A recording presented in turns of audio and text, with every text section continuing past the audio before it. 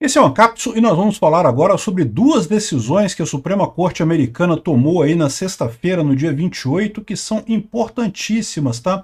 O pessoal estava muito focado na questão do debate lá do Biden e do Trump, coisa e tal, e essas duas decisões mudam tudo. Uma delas é no caso Fisher v. Estados Unidos, que o Fisher é um dos caras lá do dia 6 de janeiro, que está sendo acusado de obstrução, mas a Suprema Corte entendeu que obstrução tem que comprovar que a pessoa destruiu alguma coisa, que ela agiu para obstruir os poderes constituídos, né? Agiu para obstruir o Congresso ou alguma coisa assim. Então, isso vai ser uma mudança enorme. Várias pessoas que estão sendo acusadas, mais de 100 pessoas que estão sendo acusadas no dia 6 de janeiro, estão sendo acusadas por obstrução. Então, esses casos vão ser todos revistos. Mas teve uma outra decisão que é ainda mais impactante, que derrubou a chamada doutrina Chevron.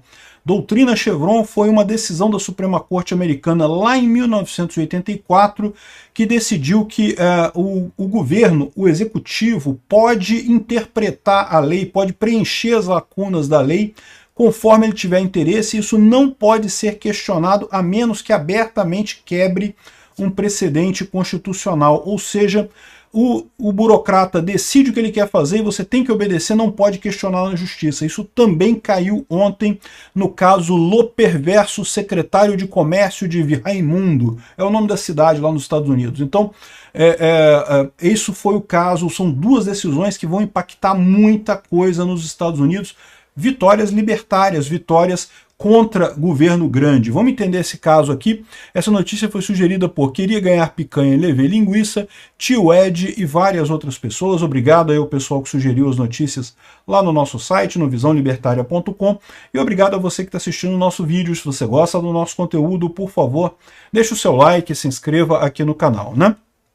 Pois bem, vocês sabem, o Brasil está imitando os Estados Unidos, né? Ou seja, no dia 6 de janeiro lá de 2021, desculpa, quando houve a invasão do Capitólio e coisa e tal, muita gente foi processada, muito embora o pessoal quebrou coisa, até quebraram algumas coisas, mas não teve nada muito significativo assim, e no entanto, a justiça americana, particularmente a justiça do Distrito de Colômbia, em Washington, tem adotado penas terríveis para o pessoal, muita gente na cadeia, com a vida estragada por conta disso, e decisões absurdas. Uma dessas decisões caiu agora, tá?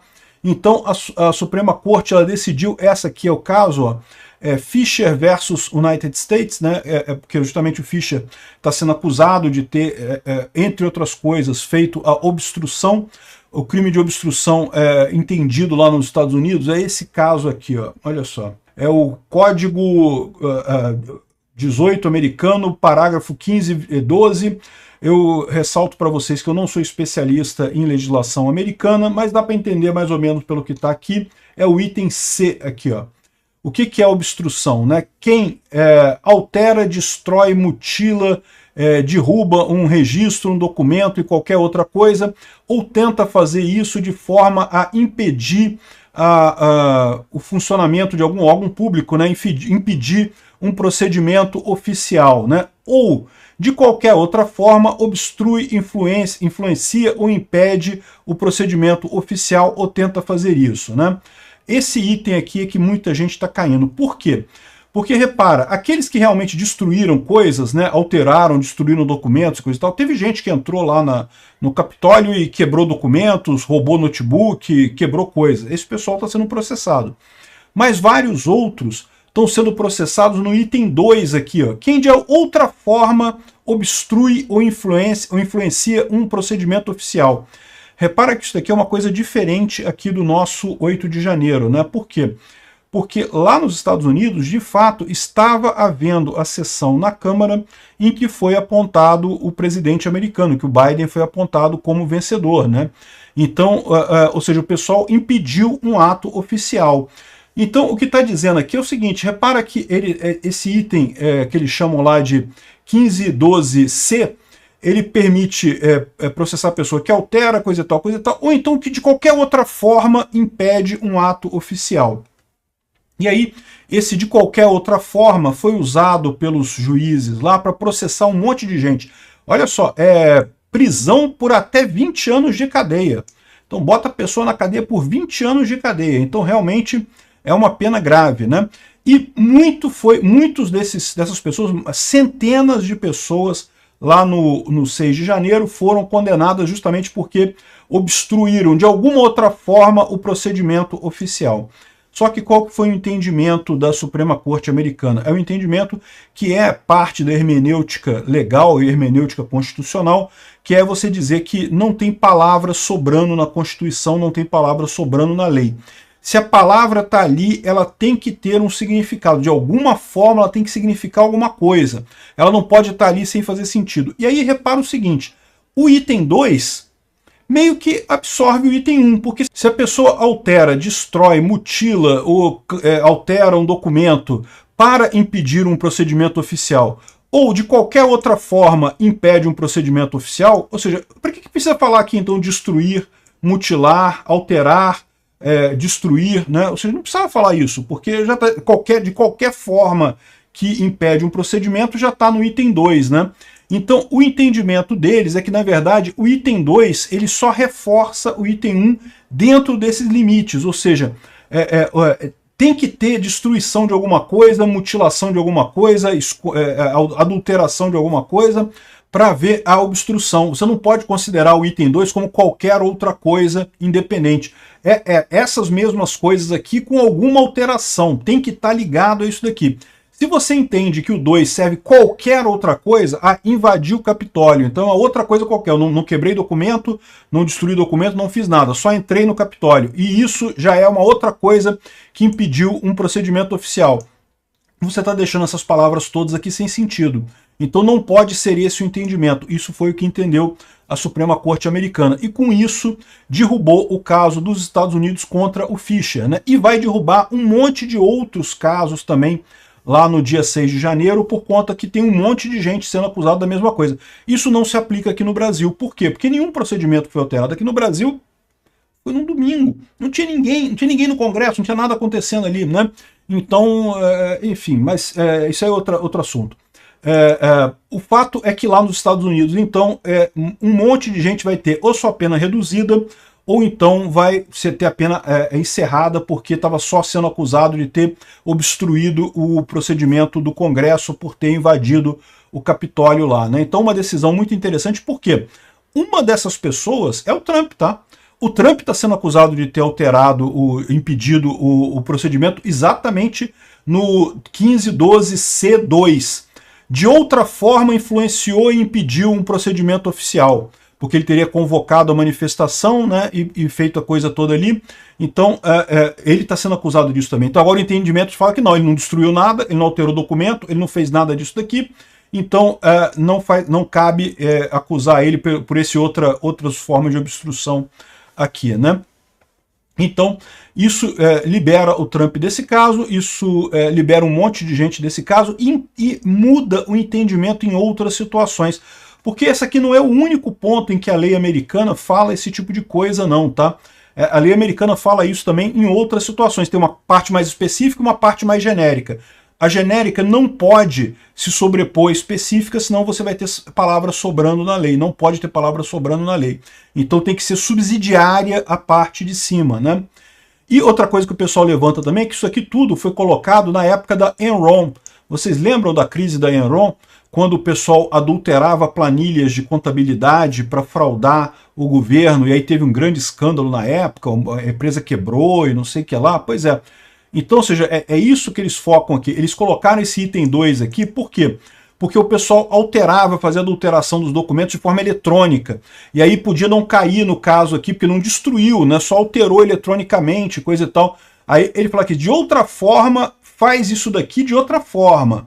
Mas o foco ainda é a adulteração de documentos, destruição de documentos, né? Então, esse é o ponto da coisa, foi essa decisão tomada. Uma boa decisão não vai acabar com a punição de todo mundo no dia 6 de janeiro, mas vai limitar muito. E uma outra decisão mais importante ainda foi essa daqui, ó, a Luper versus Raimondo, Secretary of Commerce e coisa e tal, que é uma ação de uma empresa de pesca que funciona da seguinte maneira. A EPA, que é a Agência Ambiental Americana, decidiu em determinado momento que todo barco de pesca em determinada região tem que ter uma pessoa da EPA no barco para fiscalizar a forma como o pessoal está pescando, e essa pessoa tem que ser paga pela tripulação do barco.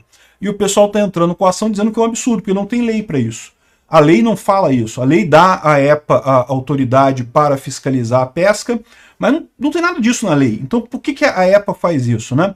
E aí, ou seja, essa decisão Loper versus Raimundo, ela está mudando justamente o entendimento chamado doutrina Chevron, que foi uma decisão tomada lá em 1984 que fez com que todas essas agências ambientais americanas explodissem de tamanho. Lá em 1984 ficou decidido, teve uma decisão na época da Suprema Corte, era uma Suprema Corte extremamente progressista, né, tipo a brasileira aqui, tipo de esquerda, né, e eles decidiram o seguinte: quando tem uma ambiguidade na lei, a agência pode decidir o que fazer. Então não precisa do Congresso, não precisa chamar o Judiciário para esclarecer, não. A própria agência pode determinar o que fazer naquela ambiguidade da lei. E aí o que as agências fizeram? Criaram um monte de postos de trabalho, um monte de coisas, explodiram de tamanho, porque todo o interesse de burocrata é esse, né? Aumentar de tamanho. Quanto mais burocracia, melhor, mais o cara fica poderoso. E fizeram não só essa lei, deste caso lá, desse lugar que você tem que ter o cara da EPA no barco de pesca, e não sei o que lá, pago pela equipe do barco de pesca para fiscalizar eles. Esse aqui é só um caso que caiu. Agora, como caiu essa doutrina Chevron, isso vai se aplicar para milhares de outras coisas, milhares e milhares de outras decisões que foram tomadas pelas agências para criar custos e criar empecilhos para coisa, principalmente ambiental. Mas não só ambiental, também questão de segurança do trabalho, um monte de outras coisas também que essas agências americanas cresceram de tamanho pra caramba. Essa decisão aqui, na verdade, é muito mais impactante do que essa outra aqui. Essa outra aqui vai impactar muito no caso do 6 de janeiro. É muito impactante também. Mas essa outra aqui vai mudar um monte de coisa. E no sentido libertário, de menos regulamentação lá nos Estados Unidos, né? Então, uma excelente notícia, isso está aqui, ó. A Suprema Corte derruba o precedente Chevron, né?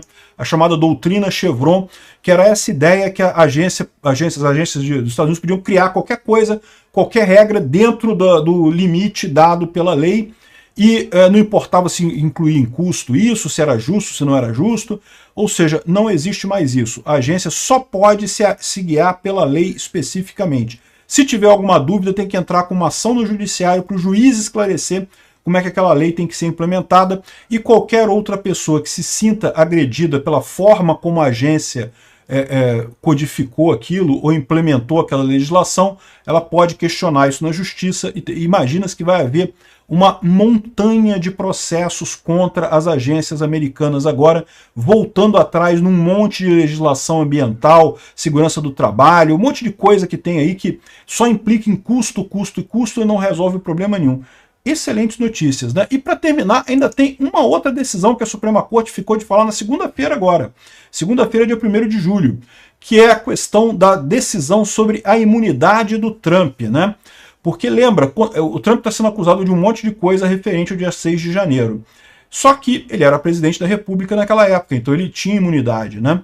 E aí a decisão agora é essa. Falta essa decisão se ele vai ter imunidade nesses casos todos do dia 6 de janeiro. Imagina-se que a Suprema Corte deve ajudar o Trump nisso daí. Vamos ver o que vai acontecer. Eu vou fazer outro vídeo explicando a decisão da Suprema Corte depois da segunda-feira, né? Mas as decisões foram muito boas para a liberdade como um todo. Obrigado por assistir o vídeo até o final. Além de curtir, compartilhar e se inscrever no canal, considere se tornar patrocinador com valores a partir de R$ 1,99. Clique no botão Seja Membro abaixo para saber as condições e vantagens de patrocinar o canal. Mais informações sobre o nosso projeto, visite nossos sites indicados na tela.